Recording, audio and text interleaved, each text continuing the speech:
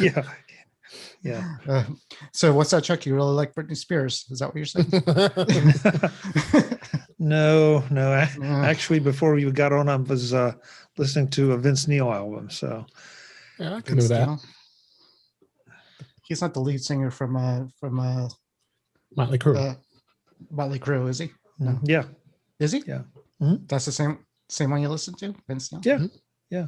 I didn't know he did anything solo. I think Carved in Stone, and shoot, I can't remember the first solo album. It's got a great cover. What? Oh, there was before we start. I mean, I didn't realize that Alex Lifeson did a solo album called that album Victor. Yeah, and who's Alex I listened to it. He's the guitarist of Rush. Come on. Did you watch The Dirt? Yes. No. Yes. Not, you should watch it, Dave. It's good. Movie? It's not bad. Yeah. Yeah. It's a mockumentary. I think they said the book is excuse me. They said the book is better. Because you're right. The book is the book. The Dirt movie was the mockumentary, but it's entertaining at the very least. Yeah, if half of it's true, but it was good. Yeah. All right. Free.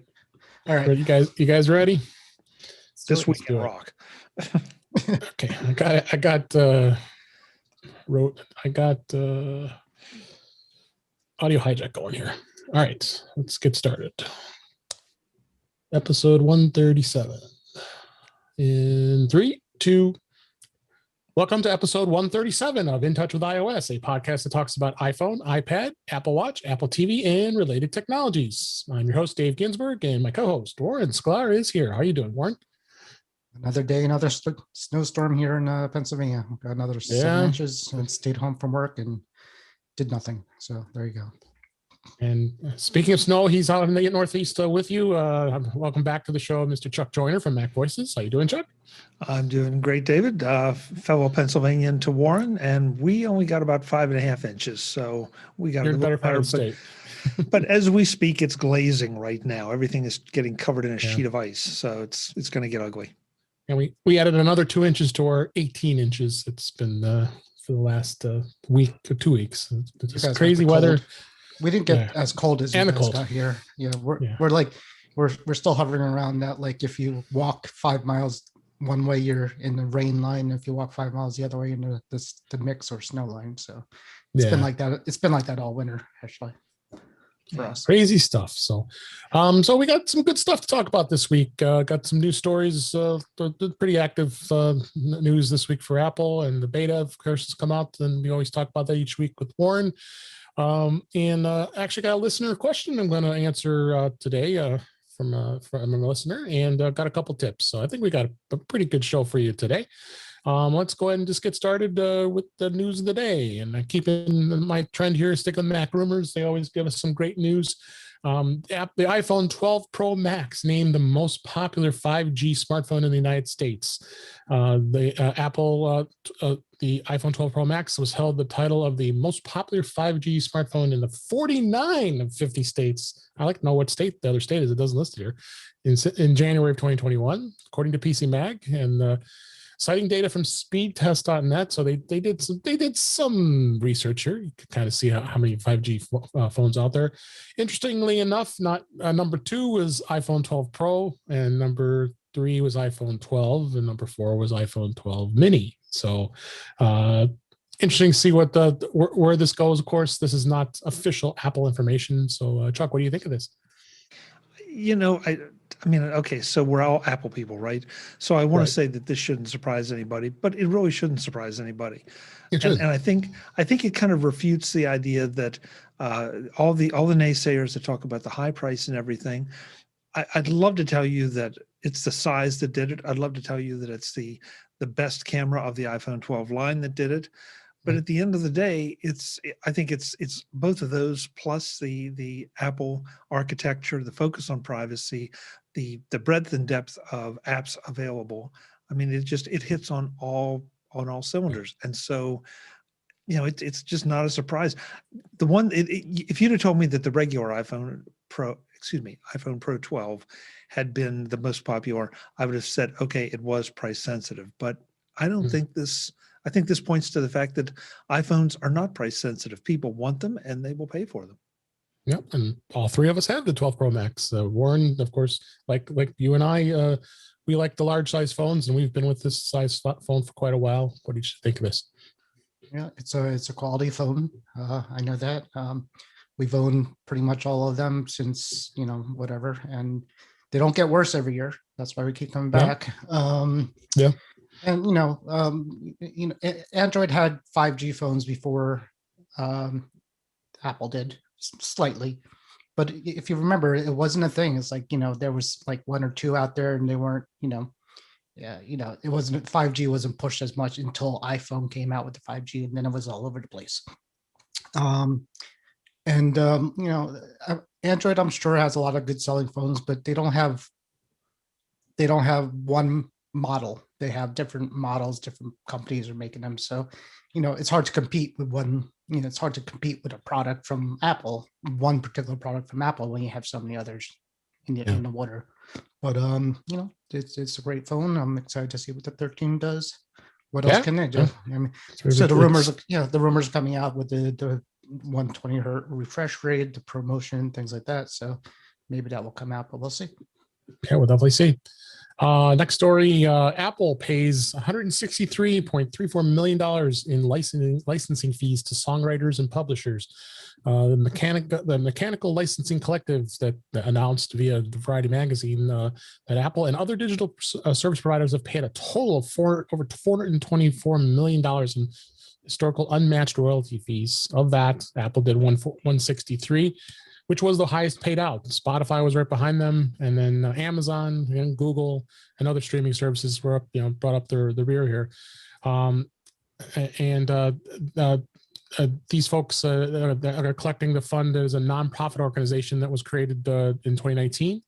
And starting in January 2021, they began providing blanket licenses to eligible streaming and download services in the United States to collect the royalties under those licenses and paying out to all these songwriters, music publishers, and others. Make sure they're getting the proper funds.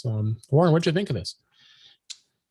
Yeah, at first I didn't know if this was a good article or a bad article against Apple, but reading it, it's good. No. I wasn't sure if they were like they had to or whatever, but what I think is a lot of I hear a lot of Apple lovers claim that Apple does pay good royalties to the artists while other providers don't, and that's one reason why you should support Apple Music, is because they pay better. This is nice to see some of that in writing rather than just people spewing that information. So it's good, with all the artists that were complaining when we went to streaming. Hopefully this will help in that case. Absolutely. Chuck, what do you think? You being the music lover you are. Go Britney. Go Britney. I'm yeah, you brought it up. I did not bring it up. I don't know. I'm kind of like Warren in this one. I mean, I think it looks good for Apple. Spotify was second, and after that, it sort of trails off quite a bit. Right. I do have concerns over the future of the music industry if the artists aren't being compensated properly. And ironically, with the global pandemic, I mean, there was that shift away from selling albums and selling records because you weren't going to get paid that way. The streaming services weren't paying what a lot of people thought they should be. And so the artists were out there touring, and that's where they were making their money. Now they can't tour. So, things are problematic for the recording industry right now. And I don't know quite how to feel about this. I don't want to see Apple be extorted to pay more than somebody else, because I don't think that's right. And I don't know, where there are too many statistics that we don't have to make an intelligent guess or do intelligent commentary about whether this is fair or right for the music industry. I'd love to see if an artist gets $1 from Apple, if Apple pays $1, how much of that goes to the artist versus how much goes to the record company versus, this, that, the other. So a lot of questions here, but at the very least, it shows that people are using Apple Music and the streaming services, and at least the artists somebody is getting paid something. Yes, that's the most important thing for sure. They want to make sure they're getting paid. So next story, Apple says some iPhone 12 hardware issues will no longer require replacing the entire unit. I thought that was the logical thing Apple had been doing, but Apple today informed authorized service providers that it will be introducing a new same unit repair method for the iPhone 12 mini and iPhone 12 models exhibiting certain issues that would typically require a whole unit replacement. There was an internal memo that the Mac Rumors was able to obtain saying the technicians will be able to offer the same unit repairs starting in February, at the end of this February, and for the iPhone 12 mini and 12 models, and that are unable to be powered on or experiencing issues with the logic board, Face ID system, or the enclosure of the device, such as a cracked rear glass, which is always was always a pain. So the service providers, I'm sure Genius Bars will have a new iPhone rear system part available to them that consists of the rear enclosure of the iPhone as well as components except for the display and rear camera. And I can go on and on here, but this is, I guess, a good thing because I tend to not wanting to have to switch phones when you got to restore it and have fun with all that stuff. Chuck, what do you think of this? I think this may point to some big changes at Apple from the internal design aspect of it, that somehow Apple is suddenly able to make these repair options an option. And I think that points to some kind of an internal redesign and maybe a little bit different focus. Because your computer, giving up your computer is bad enough. Giving up your phone is really, really difficult. And Apple, to their credit, I think have recognized this with the unit replacement thing, where I can take it in, say this is not working. They hand me a phone. Yes, it's a hassle to go through the resync, but at least I've got my phone back in my hand in hopefully a couple hours. I don't know.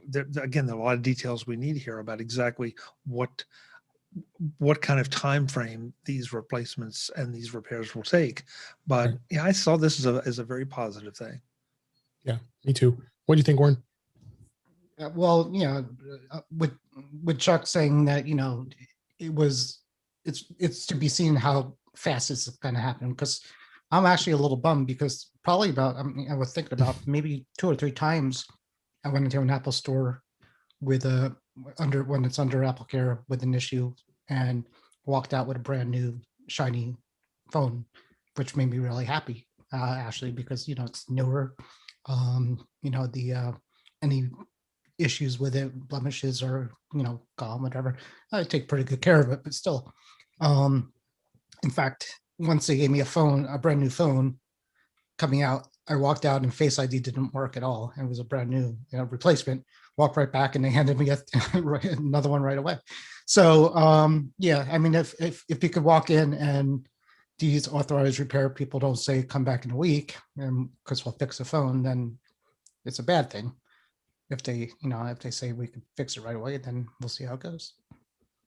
Yeah, I seem to remember many times I've brought my iPhone in and over the years, and at the beginning they were replacing them pretty much regularly when there was a problem, but then they were starting to try to repair them more. I mean, obviously screens they made them somewhat easier to replace, but the rear glass on a lot of the newer models, that was more of a challenge. But it's good to see that they're making it a little easier. I never broke a back. Yeah, I've never. Oh, I did. Did you? Yeah, I've never cracked. I don't think I've ever cracked a screen front or back, to be honest with you. Not good. But in fact, I can remember it vividly. It was a 4S, and I had just gotten it, and I was getting out of my car, going to do a class at my Apple user group, and it fell out of my hand and crashed to the ground.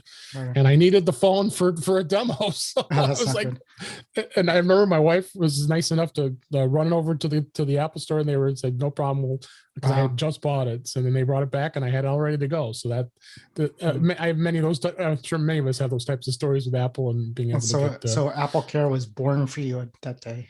It was. That's why I always get it on most. Yeah, on most devices. Exactly. So next story, Apple released a Watch OS 7.3.1 with a fix for Apple Watch Series 5 and the SE charging issue. This was a minor update to the Watch OS 7 operating system that was released back in September. That comes a couple weeks after 7.3 it came out. And then the update, as I said, is only for the Series 5 watch and the SE model. And what this is supposed to be fixing is an issue preventing some Apple Watch Series 5 and SE models from charging after entering power reserve mode. And Warren, you have direct experience with this, because I seem to recall you bought the Series 6 after holding on to your own Series 5, and then no, I didn't have that issue though with that. Oh, you didn't? Okay. I had a Series 5 that I gave to my son and got the 6 because the beta that I put on it that unlocked my phone with my watch and the mask stopped working, and I'm like, this is a good time to try running another watch. So I got I got the 6 and knock with the unlock with the watch and mask is working well, and my son's happy with the 5. I just got an email as we were talking from Apple Trade-in Program saying that my $160 for my son's trade-in, which was a 4, is being applied to the purchase. So all good. Gotta love it. Yeah, gotta love it. Chuck, any thoughts on this? No, just it's nice to see that Apple is taking care of folks that have older watches, and the 5 is not that old. So, no. But it's Apple. I mean, they're going to try to treat you right. Everything has to become obsolete at some point, but right now, I'm not even sure. Have they actually officially obsoleted any of the Apple Watches? The original? Series 0, and then probably even Series 1. Then maybe the 2, 3 is still around. So yeah, I think the first 3 models. I think they support everything. They just don't do the software updates for them. Yeah, the 0 and the 1, I think we're end of road. I think they're still on like Watch OS 6 or something like that. Yeah. But how many years has that been? So long time. Yeah, and in technology terms, you would have to really hate life if you still had a Series 0 on your restricted. Yeah, I remember having it, and I remember selling it right away. The thing was nice, but it was so slow. It was slow. Well, yeah, compared to today's models, yeah, no question. Even then, at the time, yeah. It was, go ahead. And then I had a companion article in here that Apple is also going to replace the watch if that fix does not correct the issue with the battery issue.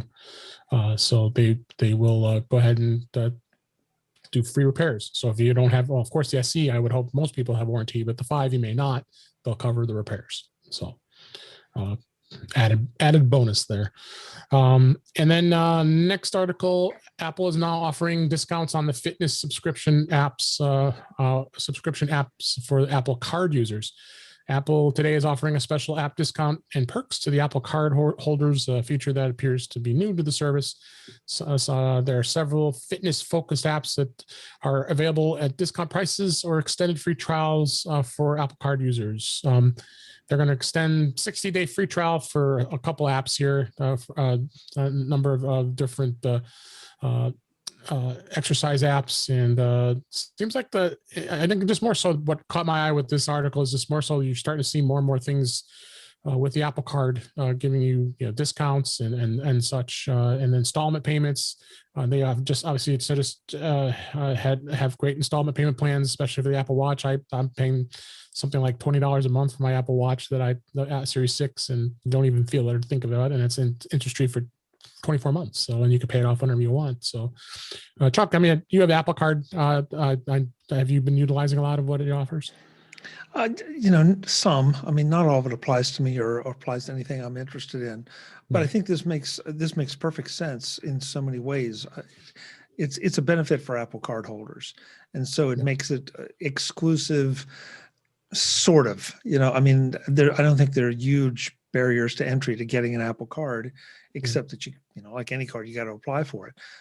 But the more they do this, the more they pull people into that particular ecosystem.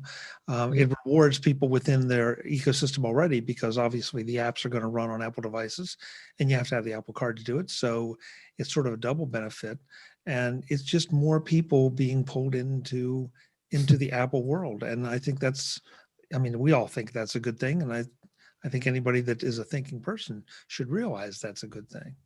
Yeah, I've been paying a lot of my bills and utilizing Apple Pay with it. So get that 2% cash back on the Apple card, on your cash card, and 3% on Apple purchases and other perks they provide. So it's not a bad deal, and it's been a good card for me. Warren, I know you have one, but you don't use it too often. But what do you think of this? I use it here. I haven't got to just use it for the watch I got.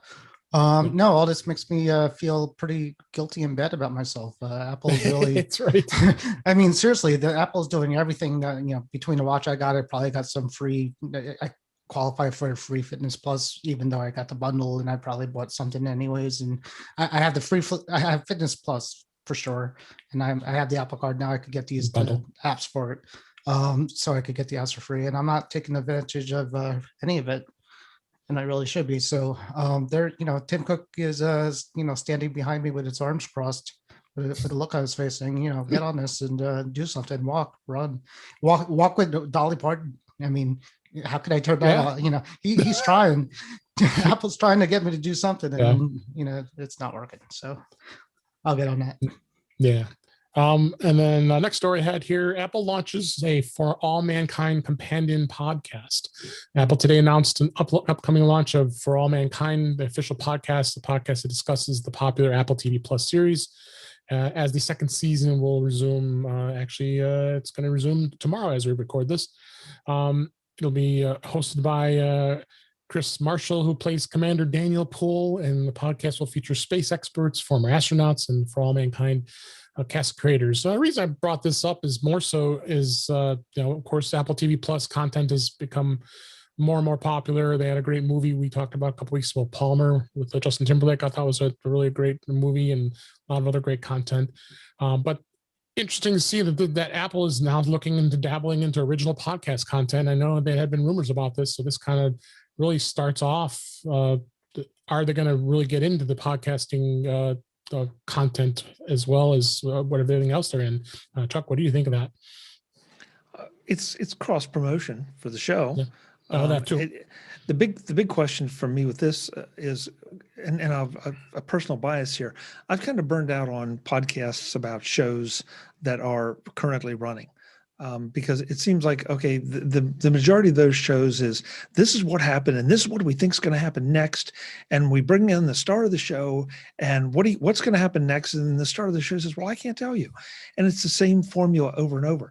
Now, the one thing that is written up in this article that does say that they're going to have some never before heard things about how astronauts accomplish what they accomplish, and this would be the perfect thing to promote some of that, and especially today as the rover landed on Mars today successfully. So space is all on our minds, and I don't know too many geeks that aren't space geeks as well. So we have a few friends. So I guess my take on it is this will be a wait and see for me. I'm not excited about it just talking about the show, because I can watch the show.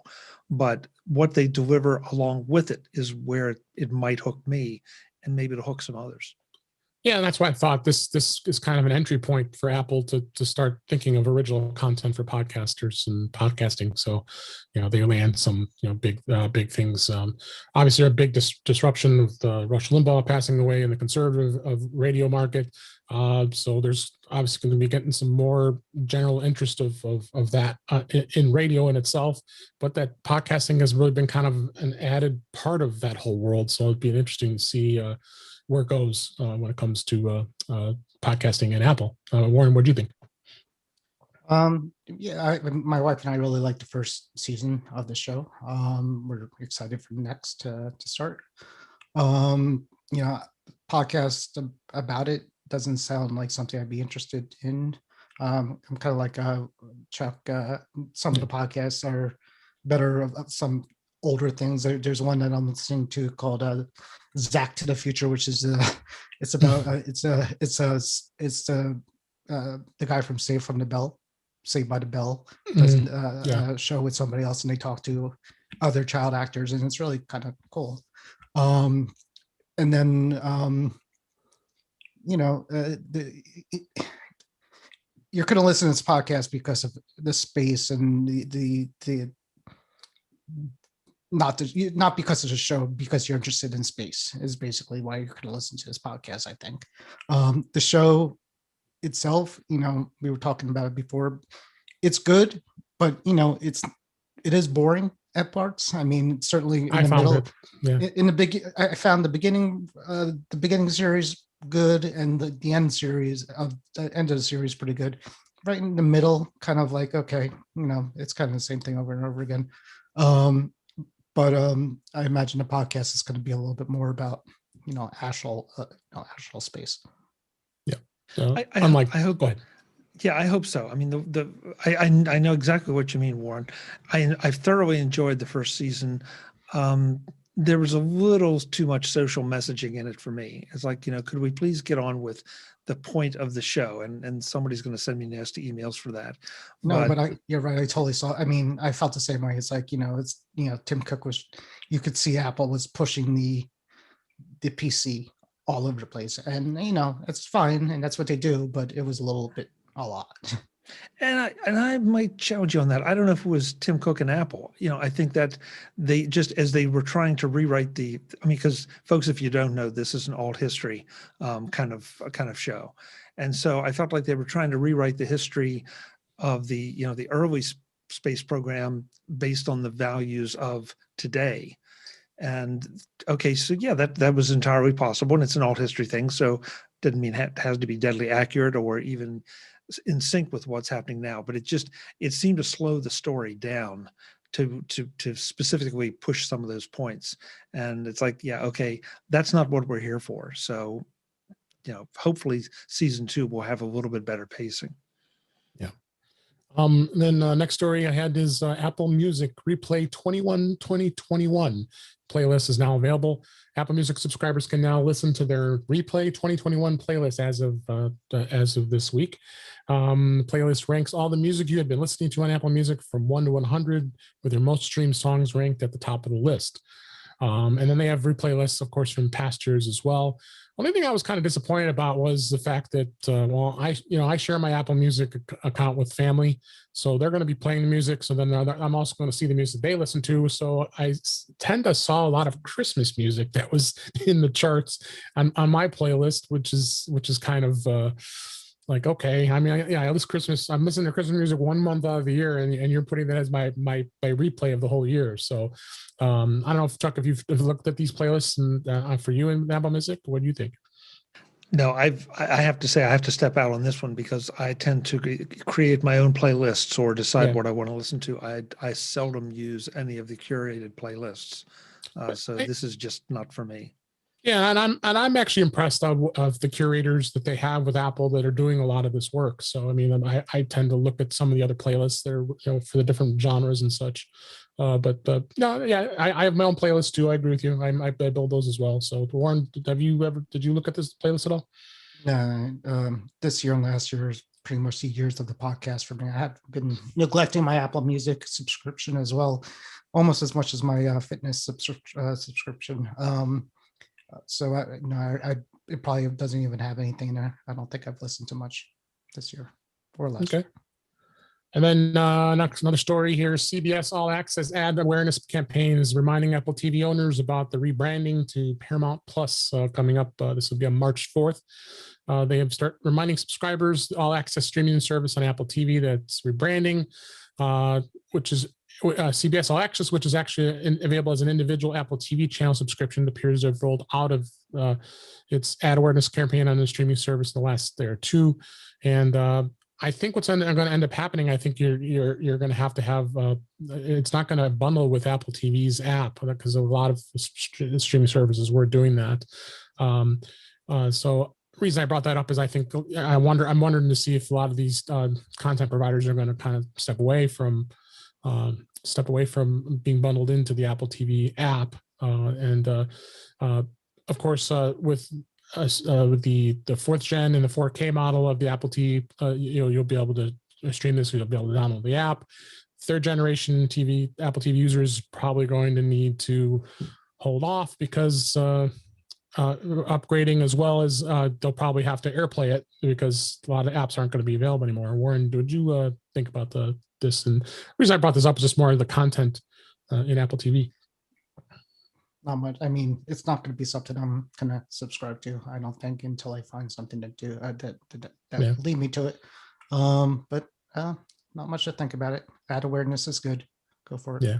I mean, the only thing I could tell you is from what I heard on somebody else say is CBS. The CBS streaming service is actually one of the first services that came out. Ever, and now people think it's a new thing, but it's, as you said, it's just a rebranded name for it. Yeah. And Chuck, I mean, I'm assuming you're keeping your CBS All Access just because of Star Trek Discovery. I think was probably the biggest reason, but yeah. And again, I think Warren hit it. I mean, this is a rebranding, and so you have to make sure you don't lose people in the process. Right. So you sort of have to beat them over the head and remind them. From the little bit I've read about this, though, I think it sounds like the content is going to be a bit more expanded. They're going to gather up a little more content. So that's always a good thing. It's not only an opportunity to promote some of that, but also to remind people that this is what is here that you've liked before. Here's some new stuff. Pay attention to us, please. Yeah. And they were enticing people now being, you should subscribe because they offered a 50% off for a full year of subscription for CBS All Access, which of course will carry over once they rebrand. So I decided to jump on that because I thought that was a pretty reasonable price. It's normally $100 for commercial free for a full year subscription. I'm going to get that for half the price. So they're enticing people, but good to see the content continues to evolve on Apple TV, and it's going to be interesting to see where it goes here. And a couple more stories here. Bridge, which is a BRYDG, which is this is a 9-to-5 Mac, unveils multi-touch support for its iPad Pro Plus keyboard. And plus it now has a new 10.2-inch iPad case. The popular iPad accessory maker Bridge is returning to public life today with a series of announcements. The company introduced a multi-touch trackpad support for the Pro Plus keyboards, as well as an all-new Max Plus keyboard and trackpad combo case featuring OtterBox protection for the 8th generation iPad. Bridge had some struggles with the way their keyboards were working. So they've been releasing a lot of new firmware, but it looks like the multi-touch support is going to be a nice and big addition for all the iPad series. Chuck, and I know you and I both have interviewed these folks at CES in the past. What did you think of this? It doesn't surprise me. I mean, they were having some problems that probably wasn't anticipated. The fact that they're going to just beat on it until they get it right. I've got a Bridge keyboard for my iPad Mini, and I love it. I've said this plenty of times. It took that machine from a strictly consumption device and turned it into a productivity device. And if and when I get a new iPad, because that's kind of what I'm waiting on right now, I will be taking a good hard look at the Bridge options because I just think they are quality products, no question about it. Absolutely. Any thoughts, Warren? Yeah, no, I've been admiring them for a while, and I've never owned one, but I've been close to getting one. I was definitely going to jump on the one for the 11-inch with the trackpad until the reviews came out and they said it wasn't quite there. I know Guy bought one. He likes it. But he has the one they're talking about, so he'll be excited with that firmware update. Yeah, I'm sure. But once the Magic keyboard came out, I decided to go that route. But I certainly, if the Bridge keyboard worked as well as the Apple's version, I would have went with the Bridge. I like the feel of it. I like the look of it. I've seen them. I just think it's what Chuck says. It really makes it into more of a laptop than the Apple solution does. Last story we have this week, LastPass, which I'm password manager, will restrict free users to only one type of device starting next month. One of the most attractive features of the popular password manager LastPass is that if you choose to use pretty much effectively without paying a dime. Well, I guess that's coming to an end in March. As LastPass has just announced, the free tier will be restricted to just one solo device. And I hear Warren hemming and hawing because you just went to LastPass. What do you think? So I got things to say. First of all, it's from what I understand, it's not to one device, it's to one type of device. So you could put it on multiple iPhones and iOS devices, or you could put it on multiple computers. So it's not just to one. I did just switch about 2 months ago. I decided to pick one. I picked that one, despite my wife and my son hating me for doing it, because I have to, now we have shared passwords, and they can't log into Amazon, and they can't log into my Hotmail to get so my son's Xbox things are happening with that. But I finally got it straightened out, and I ended up paying, right away anyways for the family, because I needed the family subscription. I don't know how much I'm paying, but it's not a lot. Yeah, so it starts at $3 a month. Yeah, we don't even really notice the charge. And for the most part, it works, and we like it. I'm sure the one you use is good too. The One Password. I hear good things about that one too. What happened? What actually happened right after the last pass, and after I converted everything over, Apple released iCloud for Windows with the Chrome extension that could get your Apple your keychain passwords onto Chrome, which is mainly the main reason why I needed to go to LastPass, because my wife is still on Windows. She won't go to Mac, and I couldn't do that. Looking back, if I would have known this was going to happen, I probably could have got away with, because she has an iPhone and iPad, and my son has a Mac and iPad and iPhone. Probably could have got away with going to iCloud keychains for everybody using that extension, but the damage is done, and we're doing what we're doing now. So, Chuck, like me, you're a 1Password user. I don't know what you think of this. Yeah, I'm a 1Password user. This, in some perverse way, this was my favorite story of the week, because if there's so many different angles to this. First of all, I firmly believe in paying for what you get, and especially when it comes to critical utilities, and a password utility is really, really critical. I thought this was an interesting business move. Warren just said a couple things that just confirm some of my feelings. The first one is that it's $3 a month, give or take. So he doesn't even notice it. So why wouldn't LastPass? There will be a few people that notice it, but at $3 a month, they may not. So they'll just keep going. The idea that, okay, they have an existing user base, and it's a hassle to change password managers. There's no two ways about it.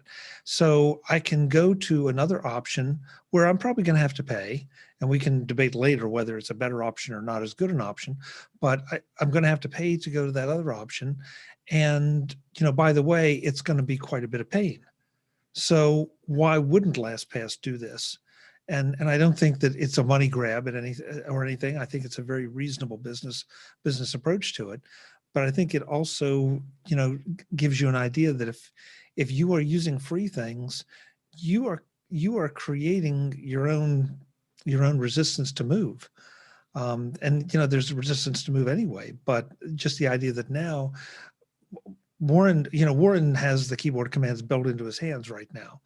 And that's just sort of the nature of it. And so I applaud LastPass for it. It's not my choice, but I applaud them. I think it's a good business move. It'll be interesting to see how much backlash they get from the folks out there that think that everything should be free unconditionally. Yep, absolutely. All right, that's the news of this week. Let's move on to beta iOS, tvOS, watchOS. All was released this past week on iOS and iPadOS. We're at 14.5 beta 2. Warren, what have you noticed any differences between beta 1 and beta 2? Nope, nothing. Yeah, it seems pretty close. The one thing that did catch my eye was the fact that now music subscribers can now share lyrics and song clips in iOS 14.5 beta 2. I haven't tried that or figured that out, but yeah, I saw that too. And then the other thing was the iPad. You have it in the notes, but the iPad will mute or mute the microphone when you have it in. Yes, closed. I had that. I thought I had that in notes. I must have missed that one. Yeah. No, you do. It's in there somewhere. But yeah, I thought I did. I only mention it now because I think those are literally the only two changes in this beta for iOS in general, iOS and iPad OS. Yes, I do have that. Beta 2 is going to mute the built-in microphone when the Smart Folio is closed. Yeah. And then other things that there were, little cosmetic things, because I love what these people just look at stuff. Of course, emoji characters, it's important to have new emojis, right? I think they said 217 to be exact. Yeah, Apple did remove the blood from the syringe emoji to give it more neutral. I mean, this is crazy stuff. The headphones now look like AirPods Max. There's a guy with a smoke coming, a face with smoke coming out, and there's one where the head's in the clouds. There's a few funny ones in there, but this is a public beta. I know, Chuck, because this is not much of your thing. You avoid betas for the most part, right? I avoid betas, and I can't help it, David. I get a little bit frustrated with the Mac press. Some friends of ours and some people I don't know who constantly push the ideas that this is in the new beta. It's no guarantee that it's going to be in the 14.5 release. And so I feel that some of these, no, scratch that. I feel like a lot of these articles are clickbait. Cover it, make notes on it, and then when it releases, barrage us with all this stuff. But the trouble is that as soon as one starts to cover what's coming in the betas, then they all have to, or they feel like they're not getting their fair set of clicks. So I don't know who you punish for this, but I mean, I think it's borderline irresponsible because it feels like it's encouraging people to download and use the betas. And that is just not a good idea if you depend on your device. No, I stress that, but I know Warren, you don't, but I mean, because you live. But that did change. So. I think Apple changed the rules a little bit when the public beta program came out, because before the public beta, in theory, developers weren't even allowed to share it, and they always did, right? They were under the agreement that they shouldn't share any of the new features. But now that the public beta is out and anybody can do it, then Apple's going to know that people are going to talk about it. And just what you were saying, like it was on the national news or the evening news about that face unlock with the watch and mask. So if Apple doesn't come out with that in public release, people might be angry about that at that point because it's out. That one I think is going to be there. I think so too. If like Apple pulls it from beta, then people will complain because I think a lot of people are excited about it. But you're right. I mean, if they don't, if it doesn't make it into the final release, Apple could say, listen, we put it there as a beta, didn't work out. There was issues with it. It's not there.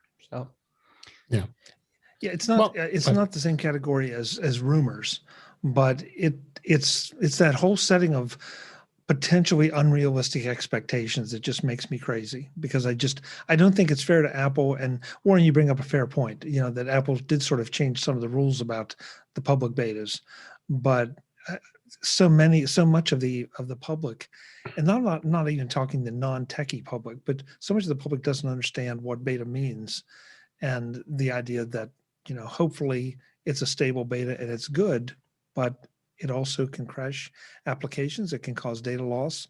I think there've been a couple cases in the past where it's bricked phones. So, please, folks, don't install betas, please. Yeah, you just the buyer beware. I keep saying that, but fine. Warren will always say it's fine. I tease him every week, Chuck. It's just he's a glutton for punishment. He's a glutton for punishment. Apple will replace your watch. They've done it once for me when I bricked it with a beta. It's all good. I don't want to go through the hassle, Warren. And you love the playing. You love the playing. Okay. So that's beta for this week.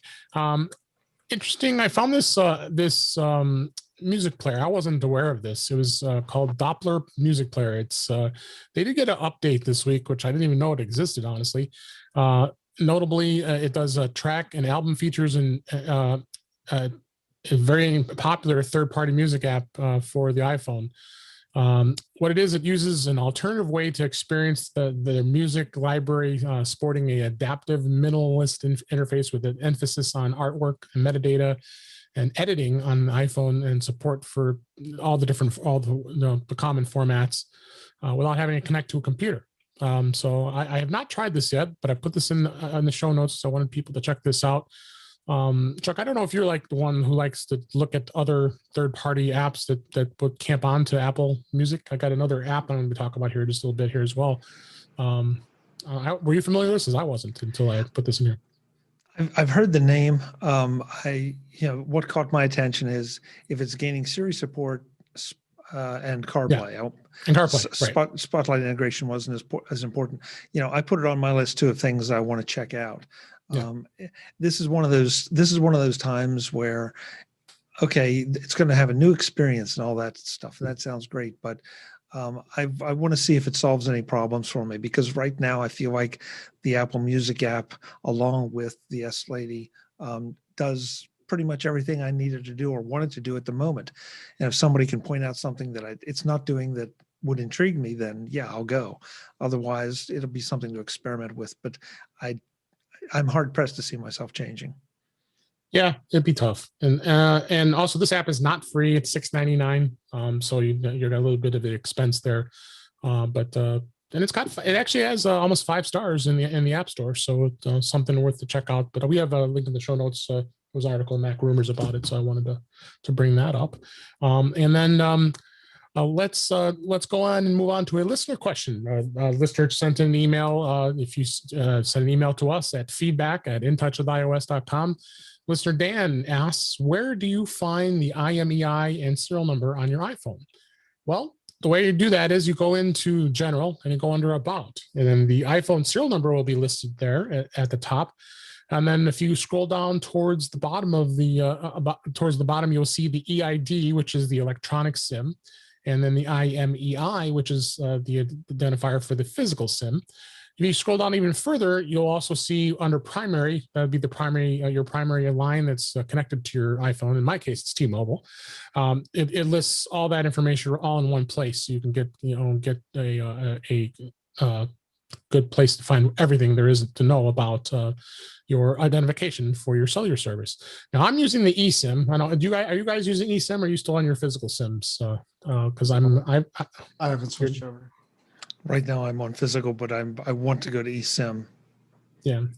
So I've done it, and then each time I've upgraded my phone, I've had to go call the carrier. I didn't want to take the chance of my line being dead for the moment, so you call them up, get it switched over, and it's really nice because then now that opens up your slot, your physical SIM. So if you want to put a second line on your iPhone, you can do that. So that's the eSIM. So I hope that answered your question, Dan, and thanks for listening. We appreciate it. And next, I wanted to talk a little bit about Apple actually released their updated security guide this week. Article was at Mac Rumors. And there's an updated version of the platform security guide, which provides a comprehensive overview of the latest security advancements across all of the OSs. So what they've done is they've actually provided, there's a guide in there about the password monitoring feature in iOS 14 and in macOS Big Sur, which automatically keeps an eye out for any saved passwords that might be involved in a data breach.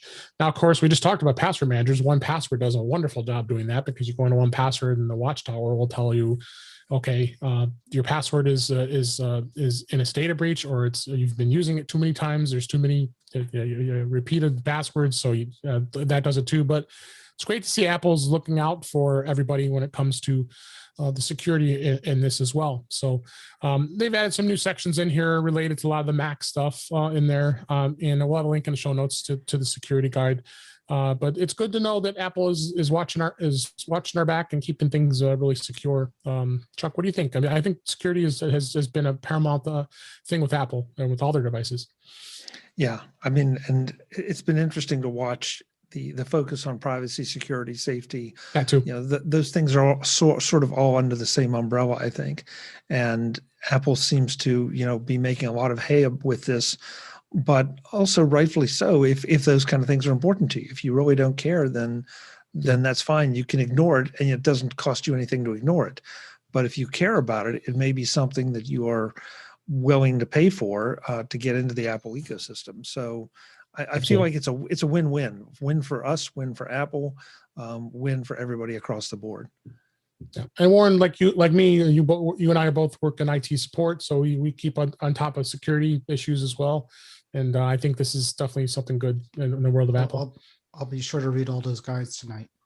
I thought it's going to be light reading, so I figured I'm sure. That's why it's better to review the article I just shared from Mac Rumors, but I did also include the link to the actual guide.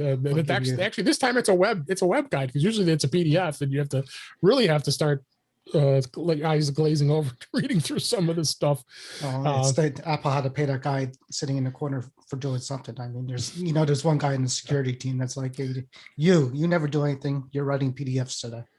Yeah, exciting stuff. So good awareness here. So, all right. So as we come to the home stretch here, I wanted to talk a few tips that I have out here.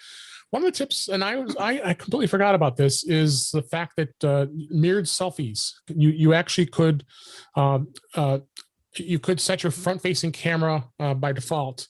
And by default, it's actually in a reversed image. The text will, of course, appear backwards, but things you do on the right happen on the right side of the screen. And this is more intuitive for setting up a shot, but it looks weird. So actually, when you take the actual photo, you take it and it's not mirrored. So it's taking if you were standing where the phone is and looking at your subject, usually yourself, and the text is not reversed. But if you want to capture what you actually see on the screen and backward text and all, you can do that now. So what you do is you go into the settings and go under camera, and then you go in and turn on mirror front camera. And then by default, that's turned off. And if you want that to be turned on, it will help you with your front-facing photos. And I don't take a lot of selfies, but sometimes here and there. Chuck and I'm sure you don't take a lot of selfies, right? No, I have to look in the mirror every morning. That's enough. Yeah. So good tip, a good setting, because people are using this. So I think it's a good idea. So I'm playing along, and I don't see it. I see you turn that setting on. So I have mirror front camera setting on. Mm-hmm. Then what do you do from there to get to? You open the camera app, I assume. Yeah, the camera app and go to the front-facing camera. Right. And, you can do it when you just open it. It toggles that into that mode. Is basically what happens. The text will still be reversed, but it's not an opposite. You're not on opposite sides. It's really from mirroring. That's where it comes into play. I'll take your word on it. Okay. Second tip here is I wanted to talk about keeping your Wi-Fi address private. You can now join a Wi-Fi network with a private address. That means that when your device's network address won't be visible to networks or any network operators or other network observers, you can keep said parties from tracking you and creating a user profile on you. This comes in handy definitely when if you connect to like a place like a public Wi-Fi, like at Starbucks or something. So to do this, you go into settings and then to Wi-Fi. And then under that, you will see a toggle for the private address, and turn that on, and it'll reduce the potential of anybody tracking you when your iPhone is across different Wi-Fi networks. Protects you. You guys have that turned on? No, not so far, but I'm about to. All right, it's a good tip then. So check that out. And then one other tip I want to do, and actually I did this. Actually, I was using this yesterday, and Chuck, I know you highlighted this article on your Flipboard page for Mac Voices. The camera control for iPhone with Apple Watch. I had to take a picture of myself and I didn't have anybody to do it. So what I did was I took my stand behind me here and I took my picture. But the cool thing is you pull your Apple Watch out, and of course the Apple Watch has the camera app on it. And so when you go in and launch the camera app on the watch, it's basically a remote control. So you can select the camera, whether it be front facing or rear facing, and you can flip it right from the watch. You can adjust the flash, gives you access there. You can turn on live photos. You can change it if you want to have HDR or the high dynamic range on or off. And then you capture the photo. You can actually zoom it if you want, and it's got the trigger. So if you want to take the picture right from the camera app, as well as what it does is it does have the timer, and that's what I used. It does the 3-second timer, but what it does is it takes the picture in burst mode. So when you take that picture, then you'll have the 10 burst shots. So make sure you get the best shot available, especially when you're doing it remotely. So have you guys used that? I used it once in a while, but we did for our Christmas cards this year. We did it. Yeah. Yeah. Comes really handy. we actually bought a cheap tripod on Amazon, put the phone in there, and my wife's how are we gonna do this? How are we gonna do this? Like she even has to ask that question. She knows you're going to pull a rabbit out of your hat, right? She's like, well, first we got to invite the neighbor over so he could take the picture. I'm like, we don't have to do any of that. We got it. I got a nice little tripod here. Never use that thing again, but it's here somewhere. Well, I use this one here that I use for my webcam, so it works out really well. So, all right, and then do you have anything else to say, Chuck? No, that is a great tip. It's one of those things that you forget about it if you don't use it, but then when you remember it, it's like, oh yeah, this is great, because I can sit my phone somewhere, and I mean, put it on a shelf somewhere, walk out of the room, and then take pictures when nobody's looking. Yeah. So you and I both had the same idea because I had actually did it, and then I saw you posted an article about it. So yeah, I mean, not that I would ever do anything like that, but it's kind of a nice option to have if you need it creatively. Absolutely. All right, and then I have two apps I wanted to talk about this week. The first app here is called TV Forecast. And what this app does is it tracks, explores, and allows you to discover your favorite TV shows, see what's up next, mark your progress, and much more. And you can check things off. You can see what's up next at a glance. You receive notifications when an episode's about to air. If you're falling behind, you can mark your progress and track it. So it's got a lot of great stuff. It works for both the iPhone and the iPad. And you can sync your progress as well. And it is free with in-app purchase, so it does have a premium fee starting at 99 cents, but you can go all the way up to a lifetime subscription for $24.99. The free version gives you up to 5 shows you can track at once, so you can try it out, see if it's something that you like. But I thought it was pretty cool. I started using it a little bit, and I like how it's got a very robust interface and being able to see all the episodes. Like I like watching the Chicago shows that are on NBC, the Chicago Fire, Chicago Med, Chicago PD, and you go in there and it actually shows all the seasons that have come out, and it tells you more details about the show and the cast, and it's all in one place. So it's a really cool app, TV Forecast, and check it out. At least you could try it out. It won't cost you anything to try it, but if you like it, support the developer. Guys, any comments on that? No, there are a couple. I've seen a couple of these. I have not seen this one. Yeah. I blow hot and cold as far as what I'm trying to follow. But the more shows that jump around on networks and you don't know when they're coming back, especially due to pandemic, I can see a use case for this, and you may have just sold a copy for the developer. Yeah, absolutely. And then actually, I was thinking of a show you recommended last week on the Mac show is Resident Alien. I went and watched it. Oh my God, that is a funny show on the Sci-Fi Network. It's definitely dark, but interesting show. I watched the first episode, and it's on the Sci-Fi Network, Resident Alien, if you want to check it out. Did you catch up? You watch all the eposodes already? I know I've got one in my queue right now, but yeah, it's been one of the high points. I know everybody talks about Ted Lasso being one of the high points of the pandemic. Resident Alien is for me because it's just my sense of humor apparently is a lot more twisted than most people. Oh, you got me at it because it was going slow at first, but it got a little dark. But as the first episode progressed, I started liking it. So. All right, and then the last app I had here is an app called Soor, Soor. It's a music player, and similar to what we just talked about a little while ago about music players. And what this is a beautiful premium music player for your iPhone. Features third-party rich enhancements for the Apple Music app. It's got curated content, personalized for your listening style. It's got a number of integrations and widgets and release alerts, and again, the music app is required in order for you to use this app, and it only works with Apple Music or songs that you have uploaded to the music app. No other service is supported at this time with it. So that was an interesting app, but check it out. It is not free. It's $4.99. Again, pretty decent interface. I think it's a bad app to check out and see what it does for you. So, all right, and with that, I don't think we have anything else. Unless you guys have anything else that you could think of with apps, we'll go ahead and wrap things up. All right, let's go ahead and do it. That is a wrap for this week. Please send your comments, questions, and suggestions to our email address, just like Dan did, at feedback@intouchwithios.com. You can follow us on Twitter at intouchwithios.